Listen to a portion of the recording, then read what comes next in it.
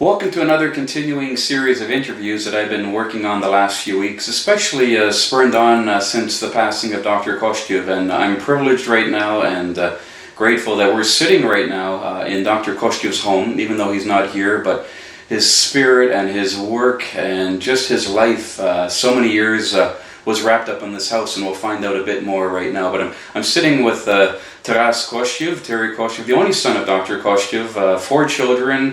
He was number 3, I believe. That's Third, right. 3 out of 4. And but usually a lot of the physical work falls on the shoulders of the only man in the family. And in the old days, everything was passed on to the oldest son if there were 2 or 3. In this case, there's only one son in the Kostiw family, and we'll hear a bit more about that very quickly. But Taras or Terry, how do we call you? You can call me Taras, you can call me Taras. Terry, whatever you feel more comfortable with. What- And I thank you, Peter, for all your efforts and for your dedication to my dad. You spent a great deal of time with my dad, and he certainly appreciated all your support over the years. Thank you. I was telling Oksana, I've been privileged in the last week since coming back from Masala. I got Walter Kohut in the Toronto church. We sat on the platform for several hours. And Walter's he has a gift of the gab, and I don't know where everyone's at, so I'm going to fill you out from there. Right. But I asked Walter about Rosa River, and he went on for 45 minutes, and I just sat there and didn't say a word. Did you run out of tape? Yeah, and I did, and I had to go on a different one. Then I got him on the Toronto church and others. But Oksana said that I'm nervous. I've never done this stuff before, and I said, you know what? There's questions that come to mind. It's not a script, whatever, but it's more of catching your part in your father's life. And maybe in a couple of months we'll never have that opportunity to sit in this house again. And this is a special time for me. So I'll call you Taras. In there, but we had an incredible interview with Oksana, and I asked her about her recollections of coming into the Toronto church and the family. But then what was more special to me that couldn't be done anywhere else is I moved her to the piano, and she played songs, and it was like I was sitting there for 30 years. Now, that's not going to happen with you here. I'm not going to ask you to sing. I'm not going to ask you to preach. I'm not going to ask you to do anything that your father or your sister did, but you have a special place in the Kostiw family, and that's why I want to take this time out here. But for our audience, all my interviews right now are they're spontaneous, and we're dressed in different accords. You might see my t-shirt, I just changed it. We've been kind of working in the house here a bit. Dan and Elciona just left. And there are questions that come, and maybe we'll take some bunny trails as well. But to me, it's a special time to be able to sit in the house where so much of the writing that your father did as I look around here. But very quickly, as I communicated with you before, instead of going through a whole life story, you shared an incredible eulogy about your father. And we have that on CD, which I realized afterwards. A lot of us were there physically. A lot of people have never had that opportunity, or will never have that opportunity to attend the funeral. They're all across the world. And I wanted to touch on one point on there because it reflects around the house here. Sure. But you talked about, and your dad lived very, call it the word simply, or how would you summarize it? Well, my dad, in this house he lived in very... this house, my father was a very frugal person. The word is frugal, and you mentioned that there, yes. I don't know if that's the word I used, but my dad did not lead a very expensive lifestyle, very simple existence. Worldly things were of little interest to him, and so he managed to survive on a very meager income and survive quite well. I think I had mentioned before that a good chunk of his income, his not very meager income, ended up going to charities. He had many charities that he contributed to over the years. So, and the only reason you mentioned that is, again, with the 4 children, that you played a special part in your father's life, and that's the goal of my interview here. You're able to share that because you did what the last, how many years? Or what were you in your father's life when you came to this house? We all 4 kids left the house pretty young. We all went on to school, to college, to university. So I would venture to say that all 4 of us left around the age of 18, 19, never to come back and live at the house, but obviously to visit a lot with Dad. And shortly after Lasha finished school, she ended up in Paris, actually in Chicago first, and then in Germany, and then in France, and so she was a ways away, and Oksana eventually moved to the States, so Indiana. To Indiana. So Natalka and I were really the only two left. Process of elimination. Yeah, in the latter days. So in answer to your question, I had the privilege, is one way of putting it, I suppose, of being able to spend more time with Dad than my two other sisters. Natalie was around here a lot, and consequently, I was also the chosen one in terms of helping Dad out. Although I must say Dad was very, very independent. Tato, even during his last 10 years when he was completely blind, he managed on his own and didn't ask for much help and really didn't need much help. He was a very disciplined man, a man of, as I said, minimal needs, and so he managed. It's actually an incredible story for someone to manage without any vision on their own in the house for 10 years. But of course, you know, we needed to help him out with groceries and finances and letters, and I spent a lot of time opening his mail, as did my younger sister, and reading to him and sorting his books, because that was his treasure. So I'm not sure if I'm answering your question or not. You are. It's tough to give it the word. I don't know if the administrator or secretary. We heard from Mr. Moskvin saying, I didn't realize, or some didn't, that letters were coming from your dad, and yet who was writing those letters? Because if his sight was gone, it was... Well, you know, my sister and I shared in that. My little sister did a lot of the writing to Ukraine. The Christmas cards kept being sent, as did the Easter cards, and it was a reciprocal that my father was unwilling to give up right up until the very end. But interestingly enough, it was a reciprocal arrangement, because my kids would always be amazed, as was my wife, they were amazed with the number of cards that my dad would receive. Even in the latter years, this living room was filled with Christmas cards, it was filled with Easter cards, and people always remembered my dad. So, but we would send out, I remember buying 100 stamps at one point, and so my younger sister and I shared those duties, because we were the ones who were around, and my dad, for him it was very important, receiving cards, sending cards. Up until Tata died, he would send out birthday cards to all the grandchildren, 9 grandchildren. He would send out anniversary cards, he would send us Christmas cards, and so I would get Christmas cards in my mailbox that Natalka would write me on his behalf, and I would write Christmas cards to Natalka that she would receive. But that was a very important part of my father's life, greetings through the printed word.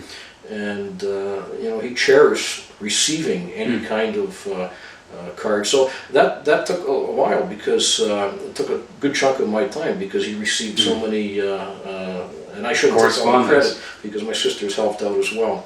But the correspondence was endless, and as I shared with you already, I think I have about 5 full bins of his letters, letters that he sent, letters that he received, and letters that he obviously saved. And so those are treasures. But I was amazed. I think I had mentioned to Dan Chonan when he was here earlier that my dad must have had how he managed to write all these letters and read all these letters, because they're literally tens of thousands. I mean, it's more than a full-time job. But people wrote him frequently and regularly for his advice. As you know, he was an expert on Ukrainian literature, on religious matters, and people turned to him as the expert. So he would receive correspondence from literally all over the world, particularly from Ukrainian Baptist brothers and sisters from the United States and from Western Canada, because he was the go-to guy in many ways. There was one story that I wanted to focus on, and thank you for that. I guess you would call it secretary, administrator, I don't know, but I've been doing the same for my dad for over 25 years. So we're both what we call PKs, pastors' kids. That's right. Yeah. Both of our fathers have incredible libraries, and we share a lot in common. Both of us, the audience might not know this, but both of our parents were married on the same day. I didn't even know that, Peter. That is... I only got that because of what you wrote prior to the funeral. Okay. So I found something out the night of the viewing, so instead of coming to the viewing, I was working on the booklet that I put together for your family. Which was a wonderful, wonderful piece, and we sincerely appreciate all your efforts. You did that on very short notice, and for the audience should know that Peter put together this wonderful series of articles about our family, about our dad in particular, and presented each one of the Kostiw kids with this wonderful document that we certainly cherish, and we thank you. That was a treasure of love, and as I've shared with the family, what your dad did for our community, and that's why I'm here as well today, just to reflect on that. The articles you wrote and the stories are just absolutely overwhelming. Until someone actually goes through that, someday, somehow, I don't know if in our time we will know that, but the amount of work that he did, for me to do that little bit, is just, it is nothing, it is just a dot in eternity. And I figured, this is a little gift I can give. And it's to answer, your dad always came up to me in church and a few times, and I shared in the debate he had at West Toronto, and you were there. And I was just so proud to be a Ukrainian Baptist that day, where he got up there, and the other men were up there, and I remember watching them watch your dad. When your dad spoke, and whatever they were talking about then, it was Ukrainian politics or government, something was going on in the Ukrainian community. But when he spoke, it was like, wow, we saw a different part of your dad that they had nothing to do with our church, but it had to do with yes, the history and how that came in. But your dad always came up to me in church a few times, and Peter, you're doing a great job, great work. And no, I'm not doing anything. But I figured, you know what? This is a good time to do that great job. And at my mother-in-law's funeral last September, he was hunched over, and Natalka brought him out, and he came up to me, and once again, that was the last time I saw him standing up. Peter, you're doing a great work. And I get embarrassed many times because he spoke in a very powerful, authoritative voice for the small man that he was, and people around are listening to that. So, well, when my father, sorry to interrupt, what you shared with my father was the love of books, and he knew that. He knew about your passion for books. But getting back to my father's intellect, I mean, his capacity to memorize things, memorize passages from the Bible, memorize things from the past, history, was remarkable. He was a remarkable academic, and a lot of that came out in forums beyond the church community, because he was a member of several organizations, one that in particular, Entasha, Naukovo Tovarstvo Shevchenka, this is reserved for people who are true scholars, and my father just relished in being a member of that organization. Before he lost his vision completely, he attended sessions regularly, he spoke at sessions, some of his works were published through this organization. So he was an incredibly gifted intellect, and much of his work revolved around helping other people develop their intellect by way of contributing, correcting their work, helping them write books. And the point that you made earlier is, I think, a very important one. My father had a passion for writing about other people as part of the church community. And as my sisters and I were sifting through his manuscripts, his materials, we found countless biographies about members of the Ukrainian church, not only in Toronto, but in Western Canada, United States, abroad. Some of those materials I want to share with you, but I don't know where he found the time to do that. He wrote, in fact, most of the obituaries were prepared by him over the years for the members of the Toronto Church and the Ukrainian Baptist churches in Ontario. And I needed to ask that question, as when he did that, do you remember, how did he get that information? Did he go to people's homes? Did he call them? I have no clue. Do you have any clue as to how he got all that information about an individual? My father was a bit of a detective, an investigator, and he would spend countless hours researching, using a variety of different sources, and he would always make sure that he got it right. That's one of the things I was worried about when I prepared some written things about him, that I actually Got it right. because that's the way he would have wanted it. But he, through phone calls, through his own notes, he kept copious notes on everybody and anything that went on, and particularly with regard to the church. So I would find notes on who spoke when at the church, notes on for example,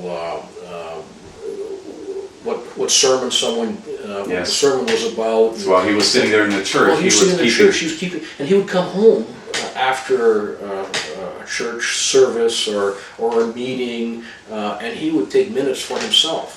And he later referred back to that information because he archived everything along the way. And so we found notes from the 40s, from the 50s, with data about on friends, on family friends, on when, for example, in Saskatchewan, they had many friends in the Saskatchewan church. Well, my father would document when a child was born, or when a death occurred, or when a baptism occurred.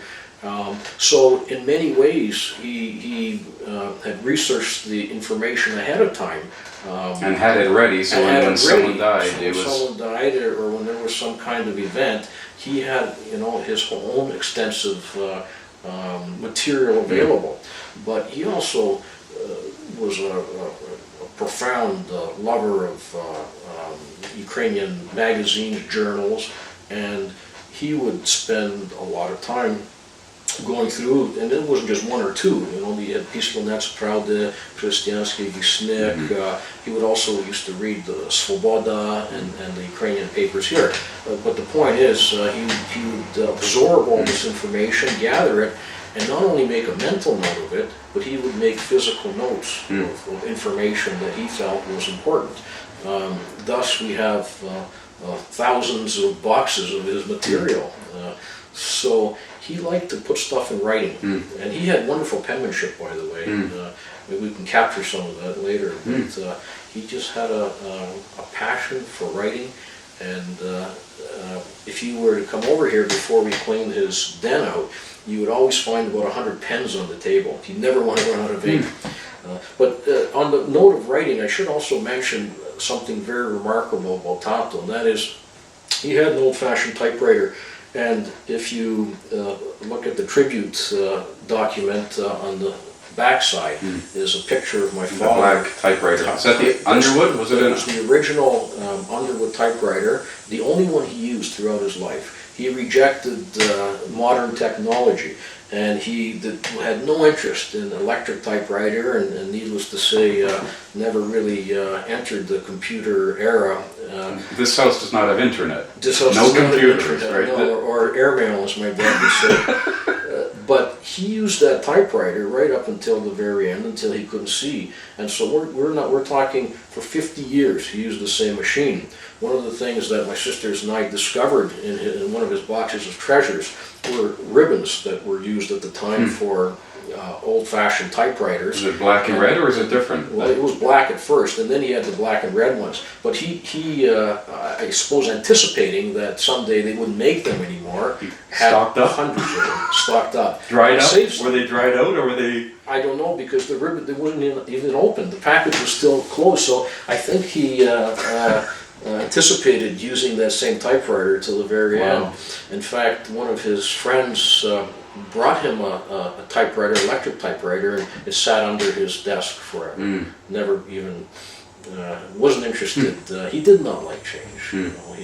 But what makes the story remarkable is that in the amount of manuscripts and the amount of letters and all that work that he prepared, it was all done with an old-fashioned typewriter, and he maybe used 2 or 3 fingers, and he would spend countless hours on one article. I don't know where he found the time in the day, Peter. It's just absolutely amazing that he was able to produce all this work. And during this time, he also had a full-time job, had a family, and yet he managed to, he was a very, very hard worker. I think the word you meant disciplined too, extremely disciplined. He was a very disciplined man from the very beginning. academic from a very young age, and it's almost like a military discipline. And I credit his discipline. I also envy his discipline, but I credit this discipline that he had in giving him an opportunity to stay at the house right up until his 93rd year, because he could have taken the easier way out. Others are in nursing homes in their 60s and That's right, but he 70s chose and not to. 80s. But his lifestyle was such that it was routine. He got up very early in the morning. When his sight was still intact, he would start work early in the morning, and he would type manuscripts and read right until the evening. And for most of us, it's hard to imagine or understand how you could just forget about all the other stuff, Yes. you know, that interests people. But he managed to just focus so On that. well on that.